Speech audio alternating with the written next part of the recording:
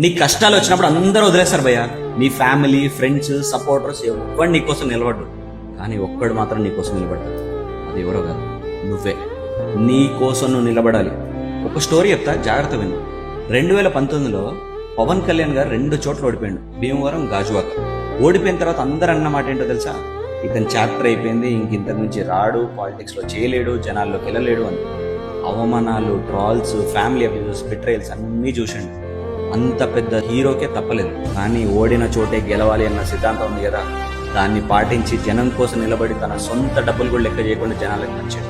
ఇక్కడ పాయింట్ ఏంటి అంటే, నువ్వు ఓడిపోయినా, జనాలు ఏమన్నా, సొసైటీ ఏమన్నా సరే, నిన్ను నువ్వు నమ్ముకున్నావు అనుకో, నువ్వు ఎప్పటికైనా ముందుకెళ్తావు. రిజల్ట్ ఏంటి? ఈరోజు 2024లో పవన్ కళ్యాణ్ గారు డిప్యూటీ సీఎం. పాయింట్ ఏంటి అంటే, తనని తను నమ్ముకున్నాడు. ఎన్ని ఛాలెంజెస్ వచ్చినా, ఎన్ని ఒడిదుడుకులున్నా కానీ కష్టపడ్డాడు, నిలబడ్డాడు, జనాల మెప్పు పొందిండు. ఈరోజు ఒక లీడర్ అయింది. ప్రపంచం మొత్తం మిమ్మల్ని మీతో అవ్వదు, మీ వల్ల కాదు, మీరు దేనికి పనికిరారన్నా సరే, ఒక్కటి మాత్రం గుర్తుపెట్టుకోండి, మిమ్మల్ని మీరు నమ్ముకుంటే ఈ రోజు కాకపోతే రేపు గెలుస్తారు. దానికి పవన్ కళ్యాణ్ గారే ఎగ్జాంపుల్. సో కష్టపడండి, నిన్ను నువ్వు నమ్ముకో, అండ్ ఎప్పటికైనా గెలుస్తావు. కళ్యాణ్ గారు చెప్పిన ఈ మాట నన్ను చాలా ఇన్స్పైర్ చేస్తుంది. ఇల్లేమో దూరం, అసలే చీకటి, దారంతా గతుకులు, చేతిలో దీపం లేదు, కానీ గుండెల నిండా ధైర్యం ఉంది. జై హింద్.